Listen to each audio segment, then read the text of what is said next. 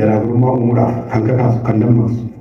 Rakkoon biyya keenyaa amma argaa jirru kun yookiin kan bakka bu'aalee qofa yookiin calii calanqoo qofa yookiin aanolee qofa onee biraallee seenaan sun seenessi sun seenessa qeenxeedhaaf spesifiik waan ta'e irratti hundaa'aa jechuudha. Minilik inni harma numuree fi inni lafarraa nu duguuge akka mul'ataatti akka seenessa walootti fudhatamee TV irra laayivii dhiyaatu ekeraa jiraa fakkeessanii laayivii yeroo dhiyeessamu seenessa waloo jedhamee seenaan aanolee fi calanqoo akkamitti seenaan calii calanqoo harma muraa aanolee akkasuma haalli suukanneessan adda addaa Oromoo Walloo irratti Oromoo Tuulamaa irratti Oromoo Maccaa irratti walumaa galatti Oromiyaa keessatti raawwatame milikiidhaan raawwatamaatiin ture seenaa qeenxeedha yookiin ammoo seenaa gartokkeedha kan wallolchiisuudhaaf tolfame kan walootii miti kan wallolchiisuudhaaf tolfameeti seenaa waloodhaa kan milikii jechuun milik biyya ijaaree kan jedhudha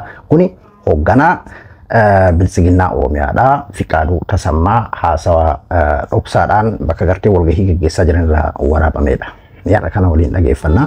Dhiheenya kana waa'ee Minilik reeffa ajandaa godhattu maaliif Minilik waggaa meeqa dura gartee reeffa isaa sodaattu inni tokko ammoo eegati jala ciifteetiin inni si ajjeesee inni gootaa kanaafuu maarree akkas taanaa ati situ uf arrabsuu keetii ka jedhu akkasuma gartee waa'ee maammaa kanaanis wal qabate jechuudha.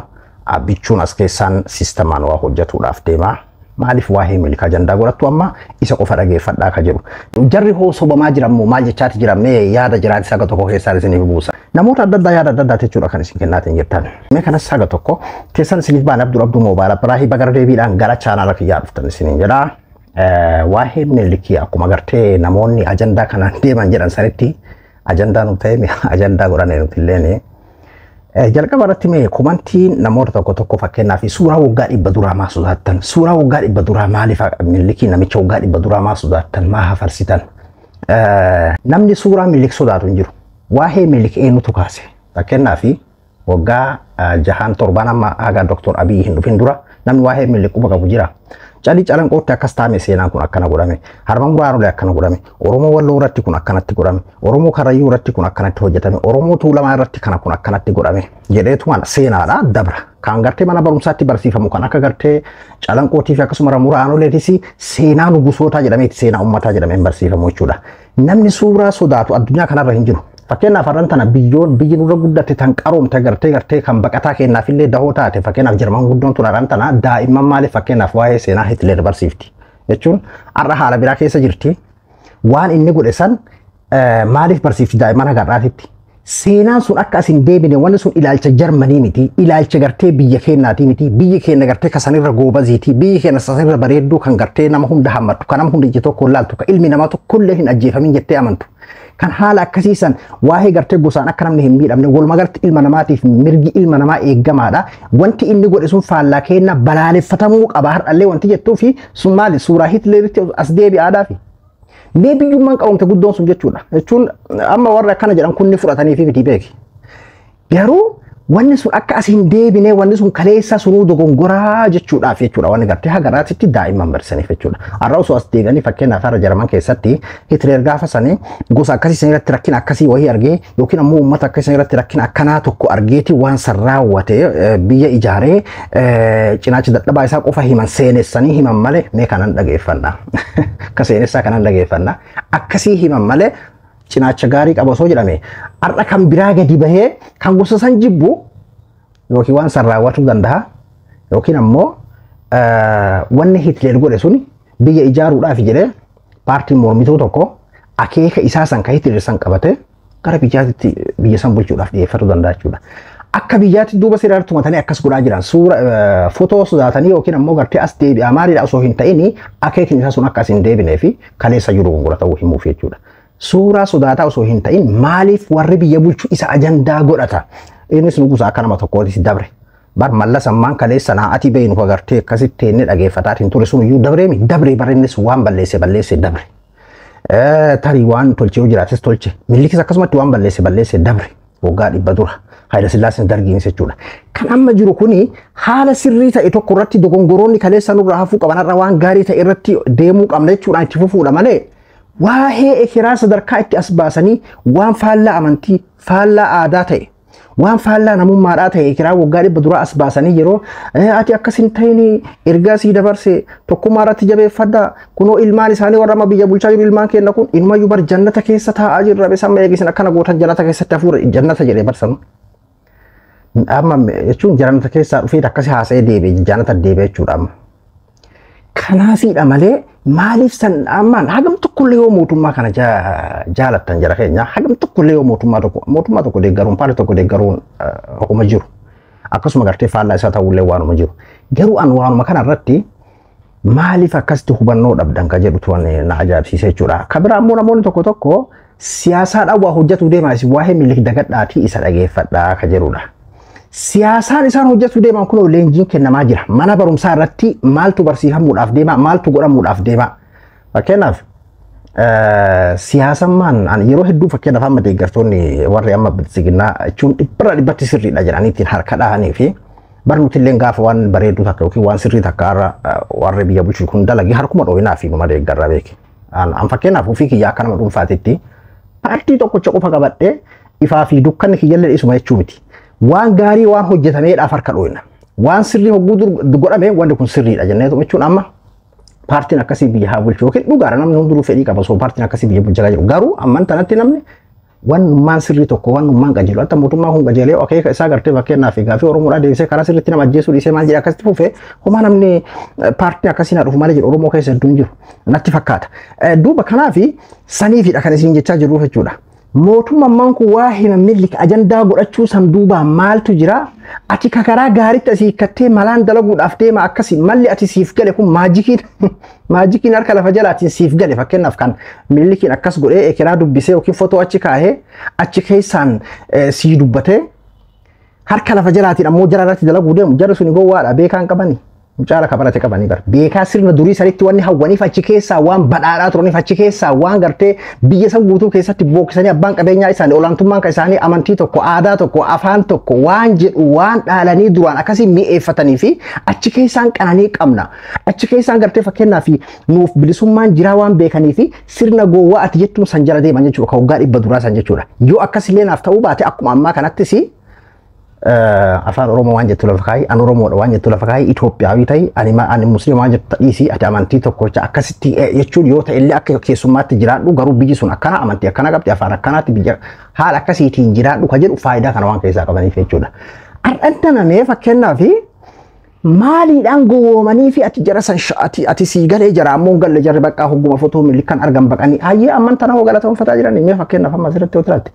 Inumayyuu waan isaan gartee seeraa fi sihirii abiyyi maal jedhanii kan isaan haasawaatiin jiran jechuudha. Gara fakkeenyaaf amma isaan mee waan kanaan dhugaatti amma dhugaa su'aa Dr. Abiyyi fakkeenyaaf jara kana warri baranaa kun jechuudha jara kaabaa kana kallattii siyaasa isaanii itti barra ammallee fakkeenyaaf Oromoon sila wayaan kophaa kiyya akkas tahaa jar tokko haa baduu sun haa baduu kan haa baduu wayi jedhe Tigree kaleessa akkas gootee fiyyuu sagalee taa'aati ture. Sana osoo hin taane walqixxummaadhaan haa jiraannu har'a itti fufiinsa har'a itti hafuufnu sirna kaleessa san hundinuu haa dagannu har'a ammoo araarri haa bu'uudha bara Oromoo kan jedhe. Kanaadha wanni siif gale kan isaaniif hin galin jiru jechuudha.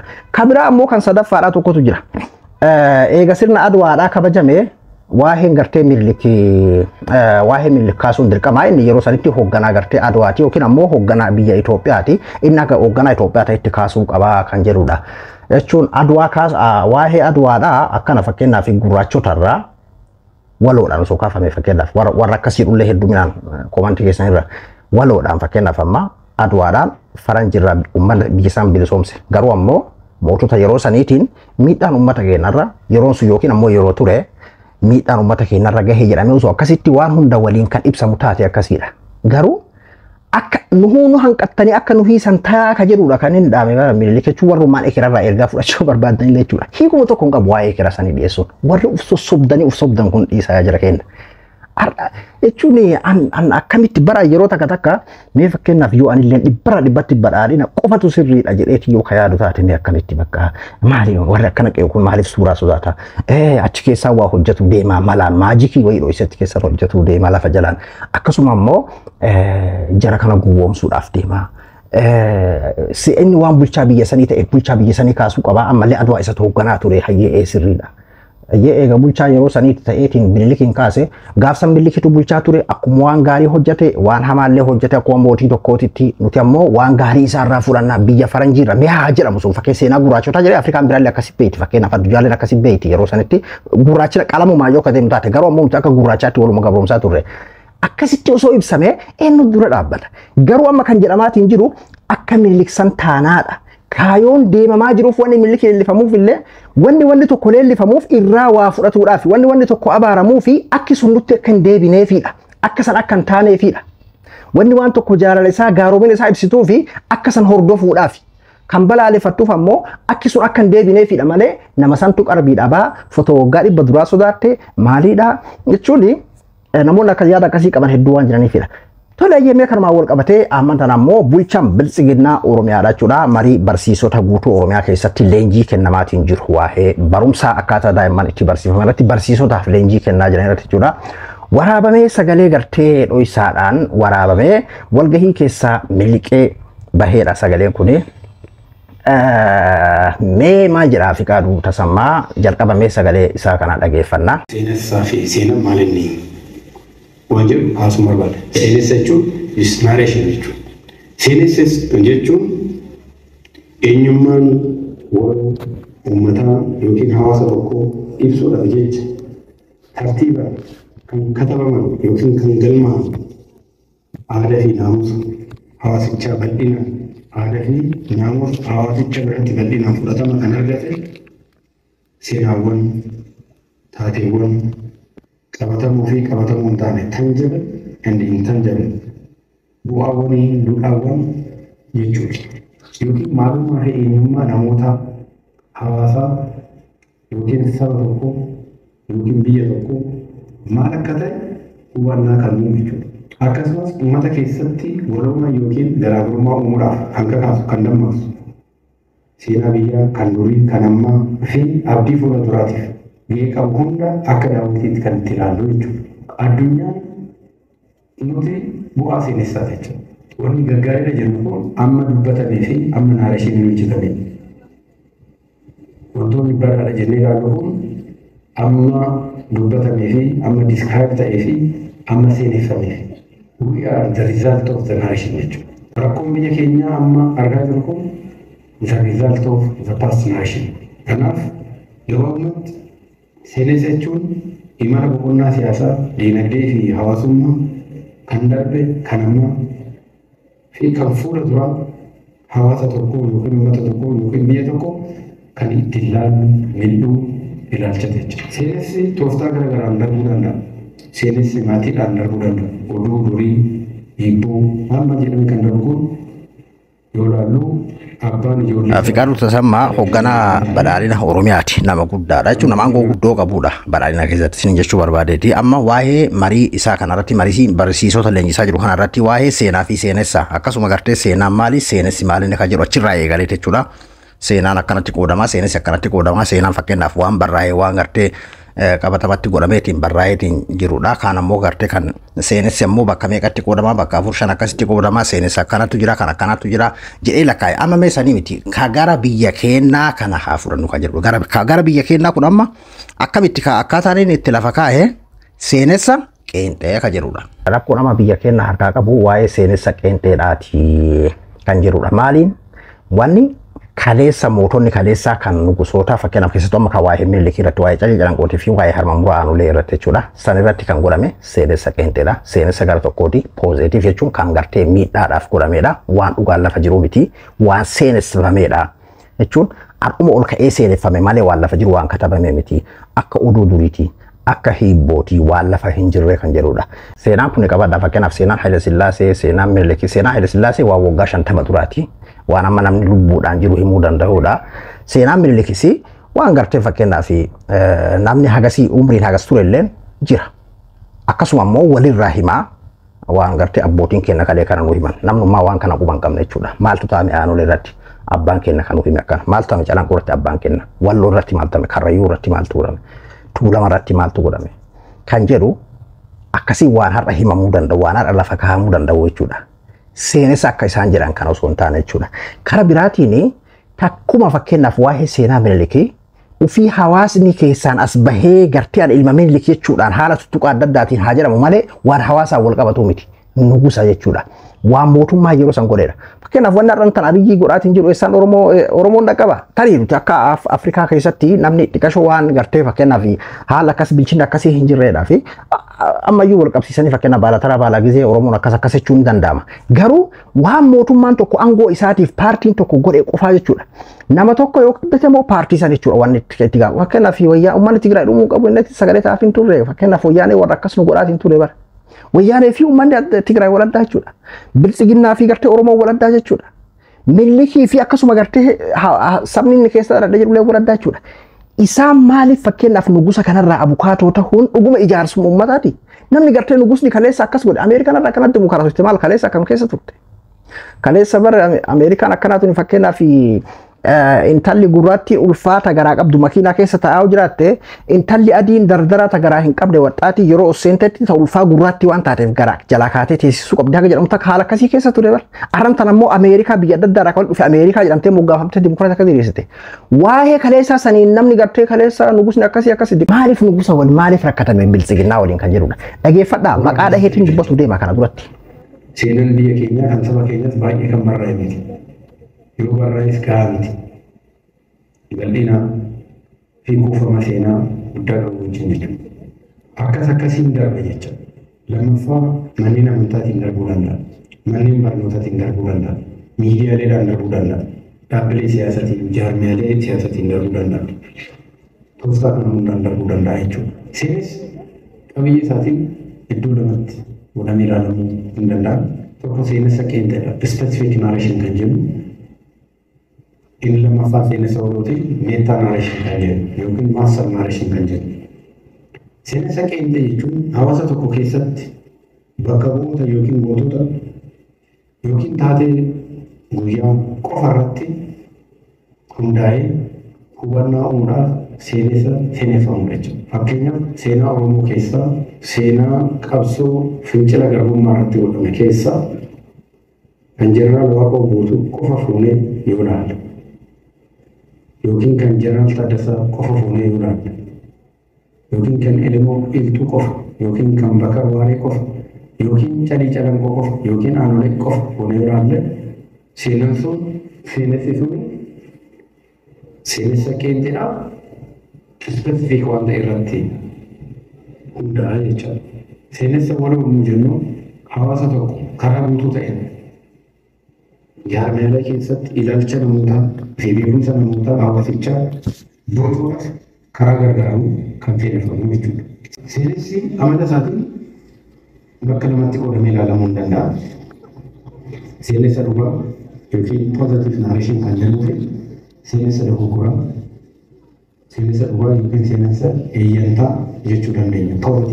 Seenessa malee bakka lamatti addaan qooduu dandeenya. Seenessa dhugaa, seenessa kijibaa yookiin ammoo gartee kan qaama tokko qofaan lafa kaa'ame akka jechuu barbaadeeti. Keessattuu fakkeenyaaf hama kan qabsaa'ota Oromoodhaa fakkeenya godhatee maqaa waamee warra akka Waaqoo Guutuu akkasumas Taaddasaa Birruu, Bakar Waaree yookiin waa'ee Calii Calanqoo yookiin waa'ee Harma Muraa Aanolee jechuun seenaan qabsaa'ota Oromootu fakkeenyaaf kan bal'inaan kan barraa'e jiru barraa'e illee gahaa miti.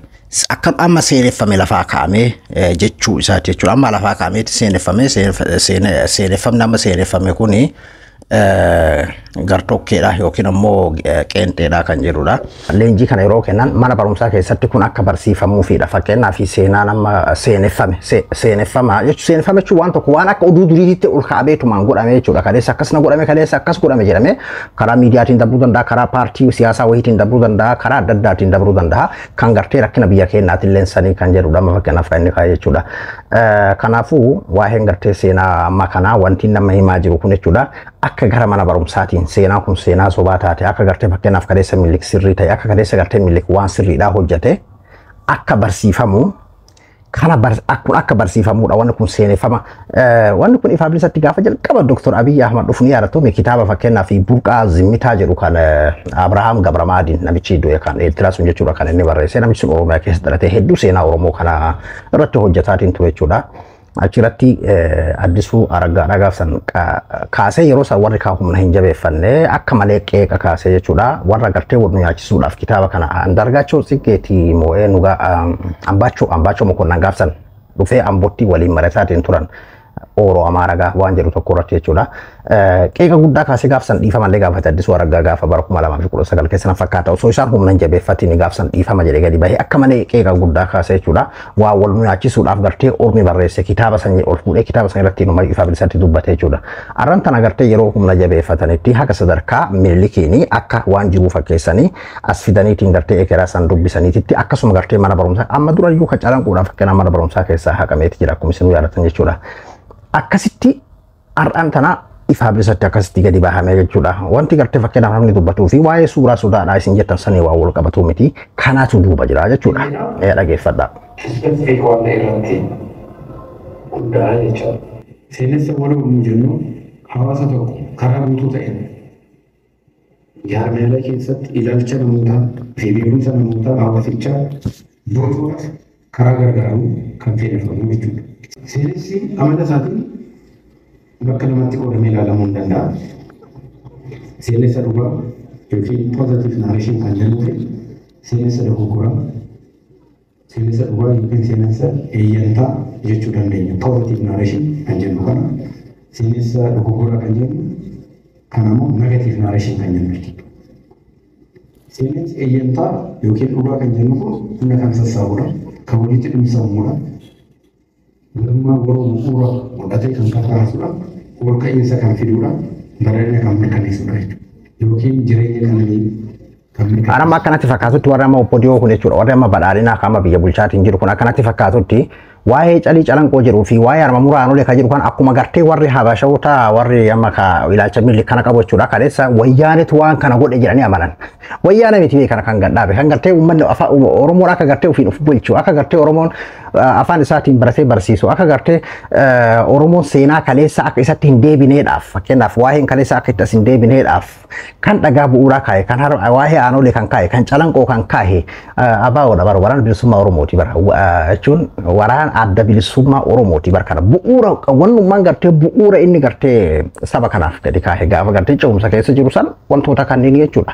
Maalidhaa fi kaleessa gartee akka seenaan kaleessaa fokkataan hamaan sun akka gartee irra deebi'ee isa hin mudannee fi waan tokko waan kaleessaa beekuuni akka dogongora kaleessaa tokko ati gubataa keetii ufitti beekuun iyyuu akka deebitee hin hojjanneef jechuudha. Kanaafuu amma isaan akkuma gartee warra Habashoota sanarran tanaa wayyaanetu waan kana godhe ka jedhu waa jechuun akkasuma fakkaata abjuun isaanii. Fakkeenyaaf amma warra kaabaa kana jechuudha. Waa'ee Minilik dagadhu. Amma waggoota dabran kana keessattuu gaafa lola Tigraay keessatti godhaatiin turan san amman tana wannummaan faannoon amman tana godhaatiin jirtu.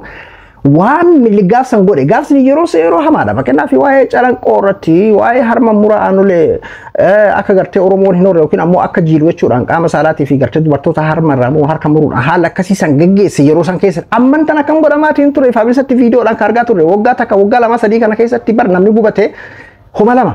Yookiin warra kaabaa yookiin ammoo ilaalcha warra amma bulchaa jiru kan gartee waa'ee Minilik kana nu barsiisuudhaaf yaaluuti homa lama jechuudha gochisuun kan godhame yookiin warraan godhame yookiin ammoo hoggansuma warra biyya bulchaa jiruutiin godhamee mee homa lama barka lameen alan dabru nama jiraa ibiddaan gubaa ittiin dhukaasin yaa gubatee suuta du'uutti garagalchanii akka boqqoollootti woddaa akka asheetaatti woddaa kan agarsiisan suni maal kanaa gadi fakkeenyaaf nama ajjeesanii yeroo mukarratti fannifataniitiin akkasuma taa namaatti shallalaatiin hin turamne ummata akkana jumlaadhaan makiina irraa gadi gartee takka takkaan takka dhayidii si rasaasan inqisaasiin jedhamaatiin hin turre Tigraay keessatti maaltu godhamaatiin ture bar ta Oromiyaa qofaa miti jechuudha.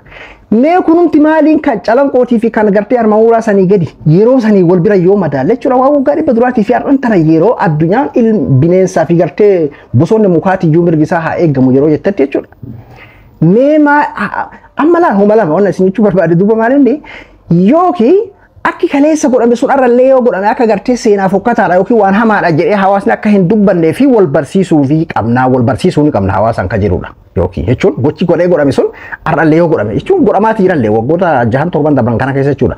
Yookiin ammoo akkaatuma isaan godhan sanuu godhuun akki godhame sun sirrii itti fufamuu qaba akkuma Habashoonni kaleessa gartee warra naftanyaadha waggoota 30 wayyaanee kana gabroomne malee achi duratti bilisummaa jala ture akka isaan jedhan bilisummaan kaleessaa sun itti fufamuu qaba maal warri ifaa bilisatti cherchi keessa dhaabbatee warri siyaasaa Minilik ka'ii nu bulchi Hayil Sillaasee ka'ii nu bulchi jedhaniitiin bar cherchi keessa dhaabbataniitiin mana amantii keessa dhaabbataniitiin gaafataa turaniimi gadi baanii barraarrayyuu Minilik nu haa bulchuu jedhaniimi Har'an tana beekaa isaanii guddaadha nama gartee jaalata baadha jedhamu yoo gadi baheetiin mee biyyi tun nama akkam barbaadde bulchaa inni akka Minilik akka Sillaasee isin jira bara.